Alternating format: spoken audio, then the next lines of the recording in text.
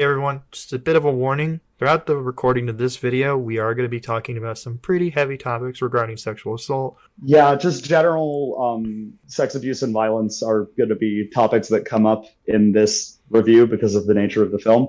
So if any of those things are things that you're particularly sensitive to or don't feel like you can, hear discussion about them for your own reasons, this is probably not the video Mm-hmm. to watch. Just, sort of viewer discretion is advised. Mm-hmm. And if you are the victim of any of these crimes, please seek out help. Go to a trusted source. But yeah, just fair warning. We're going to move into the review now. Hey everyone, and welcome back to another episode of Million Dollar Media. I am your host, Max Kellerhalls, and with me today we have... Yan. And today we are going to be reviewing quite possibly the most overlooked show I have seen all year, The Sympathizer. When this came out, I saw no one talking about this. Despite having like one of the biggest actors in it, no one was talking about it. I found that to be very interesting. Yeah, pretty much, if I can break down what the show is about, it takes place directly after the Vietnam War. We follow the main character, just simply named the Captain. He has no other name but that. And he is a communist spy in the ranks of the, I want to say, the Southern Vietnamese military. And he's infiltrated them into a very high regarded position and is sent on a mission to America to find out more information regarding the military that is now there. And it's this spy espionage thriller with this Cold War aesthetic, but told from a perspective of a side that you rarely ever get to hear of in these Vietnam War era stories. That pretty much boils it down, right? Yeah, you got anything else you want to add? Yeah, I'd agree with you. But yeah, I just think this probably has to be my favorite show this year so far. I enjoyed The Boys. I'll try to get my review up for that as soon as I can. Just I've had that like on the back for a while now, just working on other stuff. But this show really kind of came out of nowhere and just shocked the hell out of me. Man, this show is awesome. It's very artistic, but yet doesn't shove its artsy fartsy kind of aesthetics down your throat in a way that makes the overall story not as poignant and meaningful and because this shit actually happened to so many people. Yeah, and you want to get your general thoughts of the show out of the way first? I liked that it was more of a Vietnamese perspective than a American one, because there's just so many shows and movies out there that focus on the American side, but they don't really give any voice to the Vietnamese. So it's nice to get a break from all that. Mm-hmm. I'm holding myself back a lot right now. So But I will say that as a Vietnamese American, obviously my Vietnamese isn't very good either, mm-hmm. but I could sort of tell the actors definitely weren't like native speakers, like the captain, the main character, Mm-hmm. and a few others. So I wish they could have gotten, I guess, more. I wouldn't say fluent, but more like natural Vietnamese speakers, I guess. Mm-hmm. Other than that, I love the show. I don't really have too many complaints about it. Other than that, I wish there was maybe one or two episodes more. Is that a pacing problem, or is it just you just wanted to see more from the show? I'm just greedy and my hunger is never satisfied. Okay. I will say regarding you notice that you could tell that they weren't native speakers. I think that for logistically regarding the show, you also need to have people who can carry the scenes that are also in English too. Yeah. But what I like about this show is that unlike most shows where it's okay, why are there just two Vietnamese speaking people not speaking Vietnamese in Vietnam? But no, in this show, they actually put in the time, and if there's no one else there, they're just speaking Vietnamese. And if they're not speaking Vietnamese, there's a reason why. Either they're in America and they're trying to basically, I don't know what the proper term is, but basically just speak English to work on it so that they can, I don't want to say sound better in English, but just practice it better. Yeah. But I found that to be really interesting, just when they choose to speak in their native tongue and when they decide to speak in English. It's pretty funny, because we're talking about this, but props to the main character. I probably butchered his name, but Hua Sundae, I think. Yeah. Because I found out he is from Australia, so when he speaks English, He Mm-hmm. usually has an Australian accent, and then on top of that, he had to like work on all his Vietnamese lines on the pronunciation because Mm-hmm. I don't believe he was born and raised there. So Seeing interviews with him after I saw the show, it was crazy to find out that he was Australian because his accent in the show is really, it's hidden very well within like his, it's not like a placeable American accent, like that's a Western, that's an Eastern, that's a Southern accent, but it also speaks a lot to the character of just like, he has this like very generic American accent. You know what I mean? yeah, Yeah, props to this guy, man. Like, he steals the show, and he had to. He's the main character in this show, and like, he has a lot riding on him. Not only does he have to be like this main character is a spy, so like he has to play different levels to his character of like lying and figuring out where his true allegiance is at, like being angry with the people back home in Vietnam, but also like being angry with the people that are here in America, but also trying to figure out ways to just kind of live and I don't want to say like try to enjoy, but like try to just get by with what he has here in America. It's really interesting how well he plays this character. And like he has to go like he just I don't know, just the way the snarky attitude he has a lot of the time cuz he's not a pushover of a character and you would think like the position that this character is in this time period the show takes place in, he could really come across as much of like a pushover and like no one really respects like him as a person. But no, like he combats a lot of people at some points, like verbal, like just intellectually on their beliefs, and it's just so fascinating to watch. no, I completely agree. Yeah, it's nice to see an Asian dude on screen not be treated as like uh I gotta find the right word, but for now, just use what you did, like a pushover or a meek. Mm-hmm. Yeah. On modern cinema, is that they certainly love their little meek little stereotypes. Mm-hmm. But I mean, if you look back in history, we can definitely be pretty rowdy.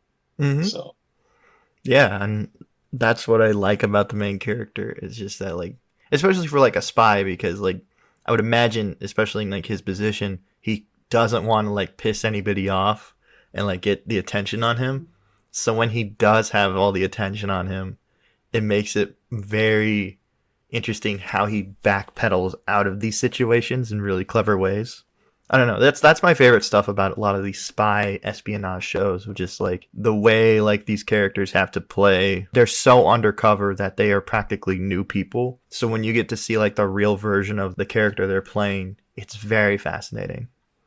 And we rarely really get to see our main character be his true self. It's really at the very end of the show, I'd say, you get to see the captain as who he is, trying to stand up for what he believes in and like his beliefs pushing back against him.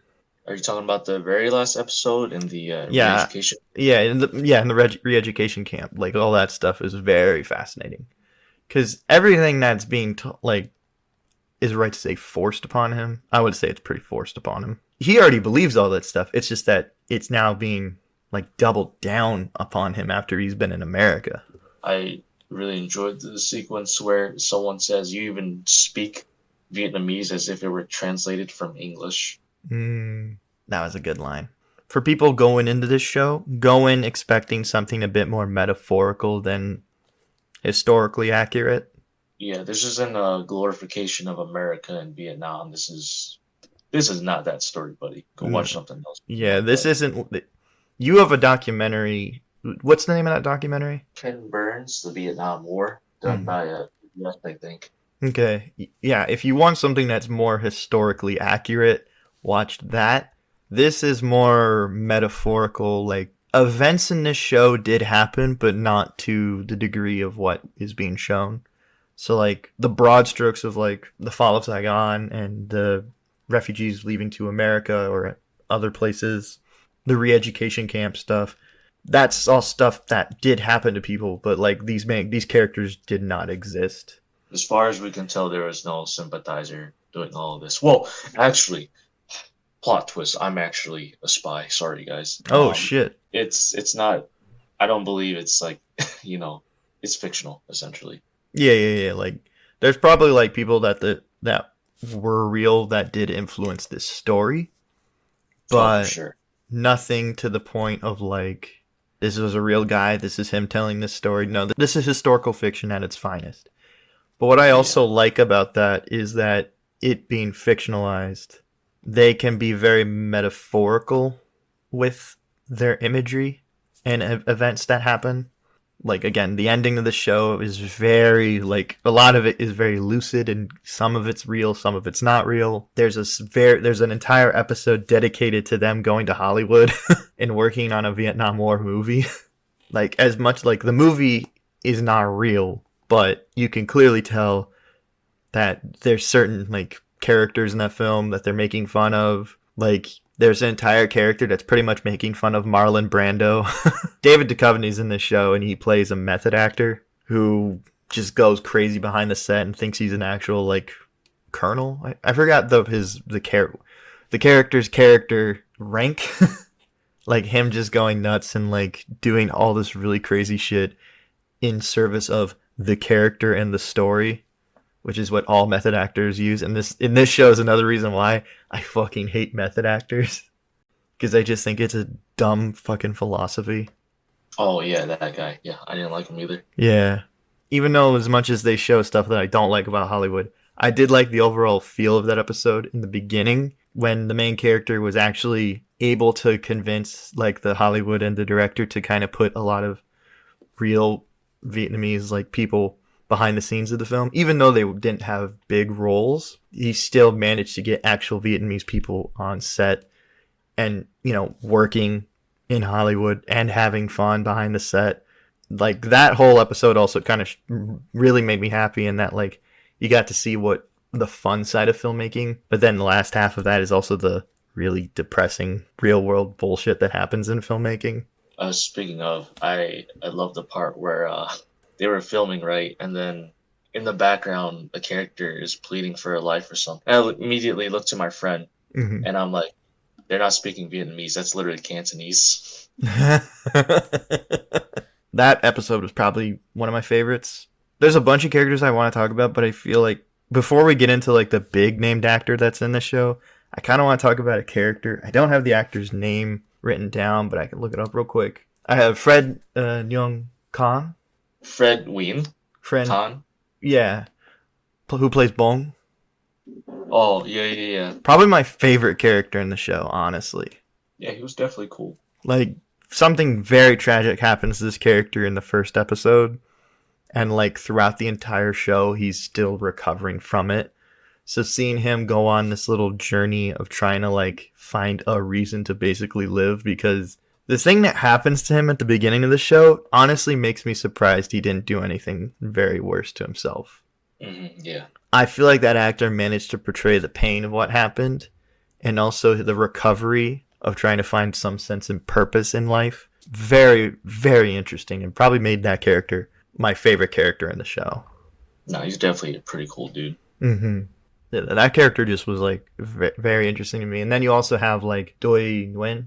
Oh, let me see. Who played Mang, the main character's, like, liaison back in Vietnam. I like the mystery behind his character. And for most of the show, you don't really see him in person. It's mostly, again, just, like, a visual representation of the letters him and the main character are sending back and forth to each other. Yeah, or hallucinations sometimes. Yeah, exactly. And, like, I like his portrayal of the character, too. More in the last episode, I'd say, than throughout the show, because throughout the show, I was like, man, this guy's kind of playing at one note. But then you see why he was playing at one note and at the very end of the season. But I think Yui might be the most correct and not Doi. I guess there's, like, a couple other characters we can talk about. I like the general in this show. Oh yeah, he's funny. He's so cool. Again, a character that could come across as very one note, but the way the actor plays him, it's so well done. Like, he's just very charismatic. Like, one thing I like about the character is once he gets to America, he just becomes super paranoid about spies being everywhere. And that just made the whole, like, relationship between him and the main character so much more interesting, because, like, the general's right. There is a literal spy next to him. He's got all the wrong reasons to believe there is actually a spy. Like, the first time he suspects there's a spy is because all of the refugees are upset at the general because they lost the war. and they're all throwing stuff at him, and he's just like, someone's spreading misinformation about me, even though that's not the case. Oh yeah. When the women were mad and like one of the old ladies was like, Mm-hmm. "Oh, how's the food? Why don't you tell me?" And grabs that plain-looking, disgusting mac and cheese and throws it at him. Yeah, like, ugh. Yeah, that scene was funny. Like, there's a point where like someone spray paints some hate speech on his new liquor store, and like he's thinking some spy did this, even though it was most likely just some white asshole. Well, it goes further. It wasn't just a mean message. It was a parody of the picture of the Viet Cong being executed. That's right. Mm-hmm. Yeah, this okay. If you're curious, just look up Saigon execution. Oh well, I just traumatized myself. I accidentally watched the video of it. Oh shit. Yeah, it was on Wikipedia. So if you see the video on Wikipedia, it's not gory or anything, but seeing blood leak out of a guy's head. If you're Jeez. squeamish, don't watch the video. Just read about it. Yeah. Oh, the general's daughter. Lana. Yeah. To be fair, I don't know much about like Vietnamese like pop stars or singers in that era, so I don't know how much of that is true. I felt like when their singing portions came up, it Mhm. transformed me. And my Vietnamese viewers, you'll get this. You'll remember Paris by Night and all those types of Vietnamese shows where it's like mostly just people singing. Max, you don't know anything about Paris by Night, I'm assuming, so I'm I gonna do grade. not. I do not, And but I'll look it up for this review here. I'll see if I can look it up. I'll pull up some clips if I can, if there's any online. Brother, if I go down there to hang out one of these days, I'm literally just gonna pop Paris by Night on your TV, Okay. and it's going to turn into a Vietnamese household for like 2 hours. My parents watched a lot of this. No, yeah, I know like in the early 70s, like there was a ton of like variety shows that were just like singing and stuff like that. Like if you want to hear like I think this might have been an 80s show, so I'm not sure. But there was a show called The Pink Ladies or something like that. Is basically this show where they just hired this random white comedian to have two popular Japanese singers do like comedy bits with him, but the only thing they could ever come up with was just having these girls in bikinis because they didn't know any English, so all the bits they were gonna do never worked. Oh, I'm looking it up right now. I think it's called The Pink Ladies, but this Paris by Night thing you're talking about really reminds me of that. I only know of it because of like Double Toasted were talking about it one time, and I was like, what the fuck is this? Well, for sure, Paris by Night, I don't believe was like this right here. No, Pink yeah. Lady. Yeah, but if we can continue, like, but actress did a good job, really portrayed the whole coming into herself as an adult really well. Like, you believe that, like, I don't know, it's really impressive when an actor can actually properly portray someone growing up from like a 17-year-old into like a 20-year-old really well. Mm-hmm. Like, I always just gotta say, good job on that. Like, I'm gonna put the name of the actor here because I don't want to butcher her name. I'm assuming it's Ville. Ville. Okay. She reminds me of someone I know, and I think you know them too. Yeah, we'll try to get her on the show eventually. I guess if we want to talk about two other characters, like the second biggest name in this show is Sandra Oh, in my opinion. And like also twice in 1 year we review something with Sandra Oh in it. She's on a roll, man. Mm-hmm. But no, yeah, she's great in this show. I'm not a big fan of just how her character is placed in the show because she just kind of comes across as just girl that main character hooks up with for the most part. Like her overall like impact on the show is just mostly there to affect the men around her. Mm. I do like her performance. She kind of gets to play in this spy show The Bond Girl a little bit if you think about it. Yeah, I can see that. I don't know. I find that to be really cool for her in her career to actually play like this kind of character. But overall, I just don't think that her like place in the show adds much to it. At least from I guess I haven't seen the show in like 2 weeks, so I don't remember a lot all the details regarding her character. But for the most part, she's just a character that most of the like a couple male characters vie for and try to get her affection. Yeah, I don't really have much to say about her character, but do you think she pulled off the character well because of like her being Korean, but she has to play a Japanese person, and like the Japanese person is like really Americanized, so they kind of feel uncomfortable with people being like, "Oh, but you're a Japanese, Mr. Morty." Mhm. Like Well, that's another thing I have. I guess if I can have a criticism with her characters, again, nothing against the actress herself. I think she did yeah, great for what the show was asking of her. I just think that like a lot of the stuff that is regarding her, like quote unquote, like her culture and her identity is just kind of said and not really shown that much. mm, Because for the most part, she's hanging out with Vietnamese people and not other Japanese people. And the only time her being like Japanese really comes up is with another character in the show who we will get to, just constantly mentioning it because that character is just a. Would that be a weeb or would that be like someone with yellow fever? after his little speech, Mm-hmm. Professor Hammer kind of comes off as like a colonizer. Yeah. Then I think I'll say weeb for right now. The same thing. They're, Yeah. they're essentially Yeah, yeah. To be fair, this show is already jam packed with a lot of like big issues.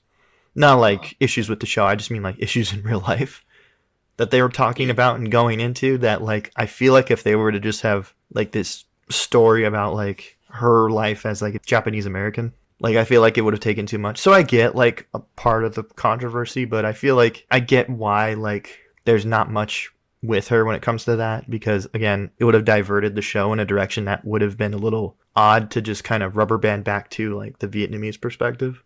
However, it would have been interesting to kind of see like how like a lot of the Vietnamese people in this show were in those camps.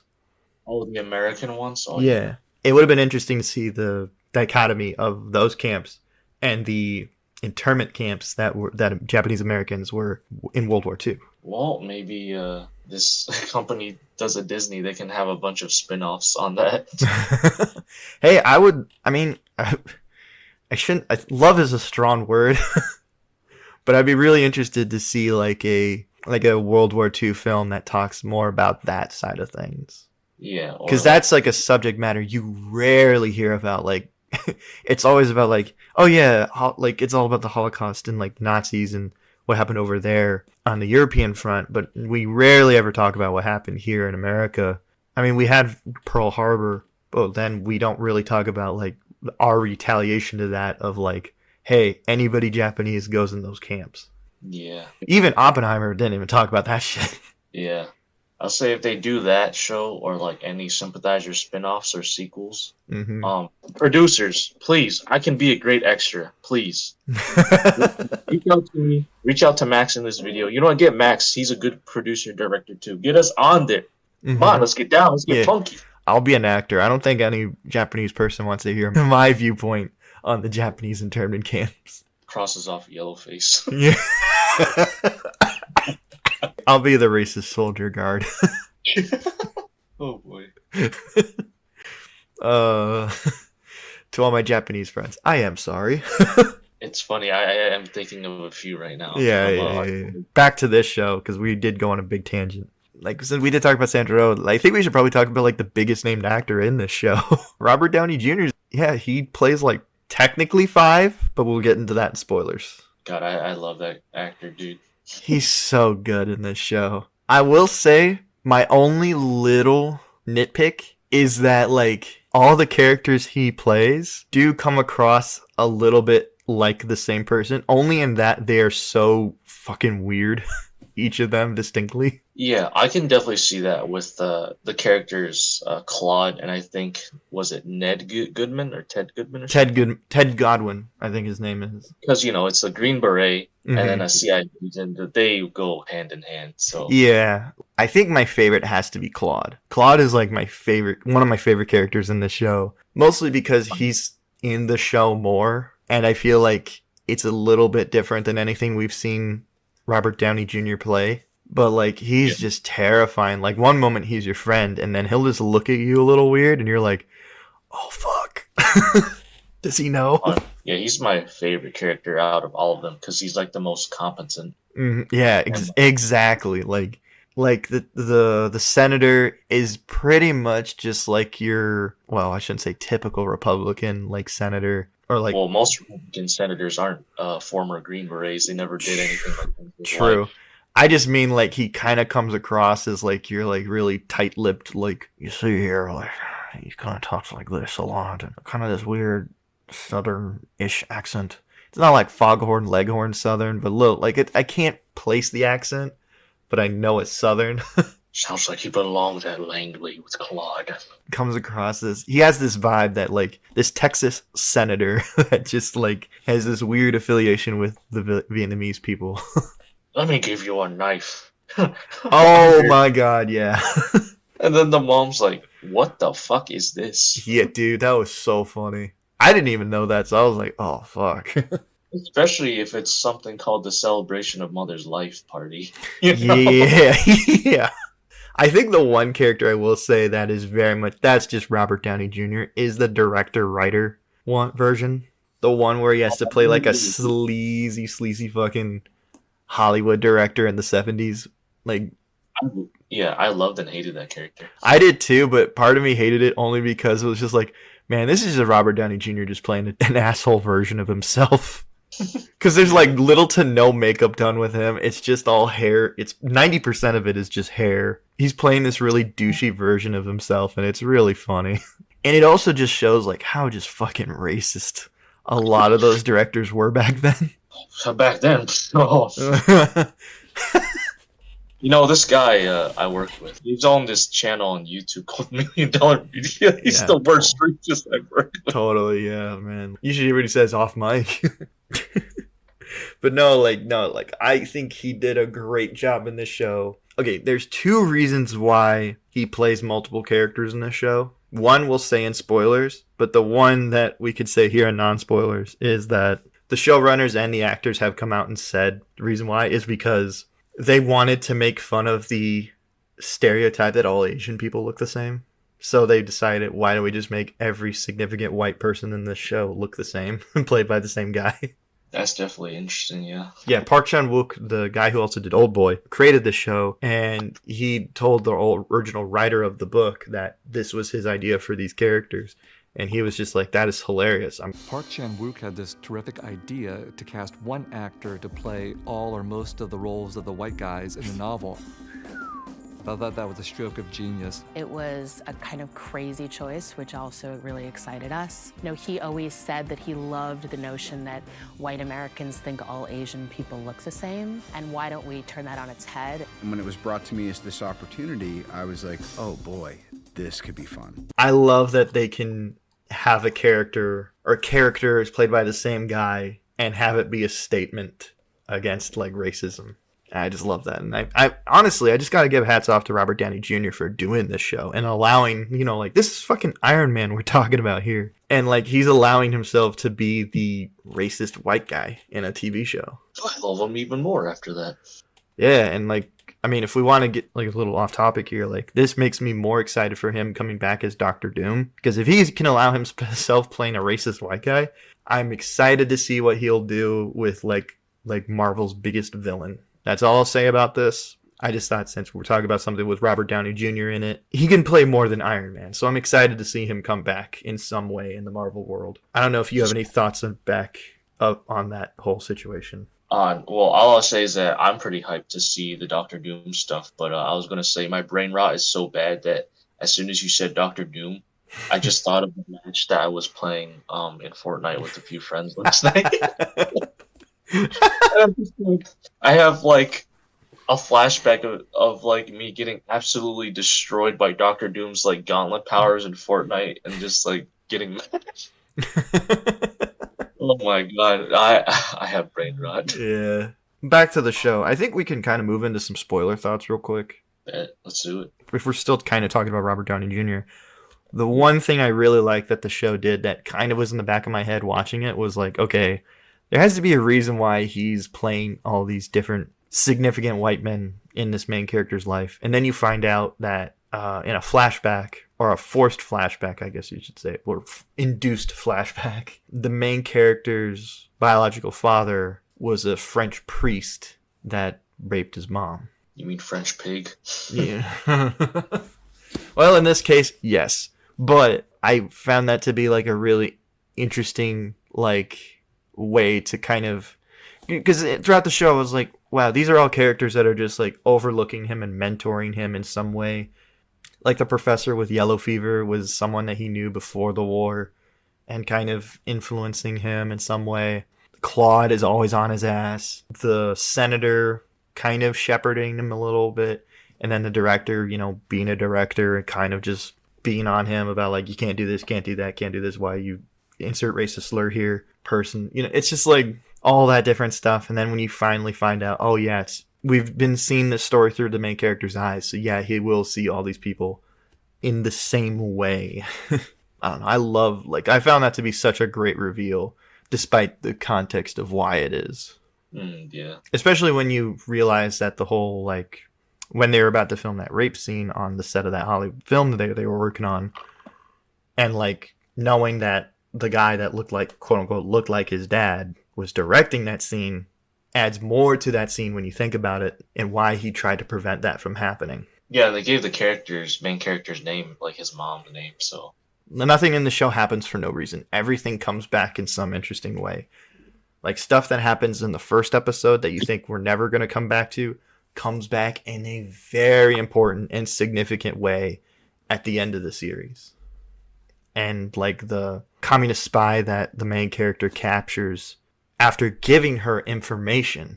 This is the part of the show that kind of just disturbed me because in the first episode, we don't know what really happens to that girl. But then in the last episode, something, I don't want to get into details because this is not the channel for it. But I'll just say that something happens with a Coke bottle in the mouth. And it's very horrific there. But when you cut back to seeing her later, her mouth is fine. And you're like, that's weird. Shouldn't she have like stitches or something? But then you see her walk bow-legged. And I won't get into like the implication there, but just implying what more happened fucked me up way more than if they just showed it. For me, when it comes to like sexual assault and rape in TV shows or movies or anything, I'm very poo-poo against it because sometimes it's just added in for sex appeal, even though the context of it is very horrific. But in this show, there's nothing sexy about it. There's nothing cutesy or pretty about it. It is brutally honest without telling the whole truth. You know what I mean? It's just like, this is what happened to these people, and you gotta live with what happened. And it may not be the worst thing to happen, but like for this show, I found that to be like, that just broke me. And anytime I see a glass Coke bottle anywhere, but I was at Panda Express and I saw a Coke bottle in that, in like the little ice chest that they have, and I was like, oh no. Oh my god, this dude really said, I was at a Panda Express. That's what, okay, I'm not saying it because it's this review. I'm just saying I was there and I saw it there. Mr. Director, you could have said I was at a restaurant. Okay, you know what? You're right. But yeah, like all that horrific stuff, all within the context of like him being re-educated at that camp was very interesting and made to probably like one of the best finales of a TV show I've seen in a long time. That just takes this dramatic shift into being deadly serious, like finding out about what happened to Mong and him just being burned severely by Agent Orange. Napalm, I think Napalm, not Agent Orange. Not Agent Orange? Okay, Napalm, my bad. That being said, just him getting completely fucked up by it and like him having to wear a mask so that it doesn't like demoralize the troops. Morphine addiction. Oh, that too. Dependence, I should say. Yeah, all that stuff was so well done. And then eventually when the main character and Bond escape and them getting on that refugee boat and just seeing all those people forced in these really uncomfortable positions just to, like get to a better place was just like a really horrific ending. And then like they make a point in the show of the ghosts following you everywhere you go, of the people you killed or the people that died, and just seeing all those people left back on the shore watching these people go. Like, just a beautiful ending, man. Like, apparently that song was a super famous anti-war song. Really? Yeah, that was, I think, banned. Interesting. Definitely banned in North Vietnam, but I don't know if it was ever banned in the South because it was anti-war in general. But That's cool that they managed to bring that into the show. And as someone who, like, I don't know, for me, like, I have no direct connection to anything that happened to anything Vietnam, and still me being moved and pretty much brought to tears by the end of the show. Just, man, like, I haven't been affected by a piece of, like, entertainment like this in a long time. That's good. Again, this is probably my favorite thing to come out this year. Yeah, I'm just being real. Like, I love this show that much. It's good. Now I gotta get you on Paris by Night, some Vietnamese food and beer. Yeah. Go to a little Vietnam in Chicago. Yeah, man. This isn't a story, it's just a random tidbit, but you know Professor Hammer? Yeah. You know how he kept like saying stuff about you're Occidental versus your Oriental. Yeah. It's funny because when I was still in college, Mm-hmm. I was in an Asian studies class where we looked at that same concept called Orientalism, Mm-hmm. and we learned about how people used to view like the Orient, which includes like the Middle East, but you know then Asia and all that, Mm-hmm. and how it affects people today. And obviously, when I was there, we weren't for it like how Professor Hammer was. You know, my professor was very much, in fact, trying to tell us like, yeah, this is Orientalism is pretty bad. I'm not gonna name drop him, but he's my favorite professor. If you went to college with me, you probably know who I'm talking about. Yeah, he's cool. He's cool. We won't say his name here, but you're cool. If you watch this video, we want you to know that we think you're cool. I'll send it to him. Oh God. I think this review might be the only one he'll ever watch. Yeah. I wonder if he'll. Actually, no. He might.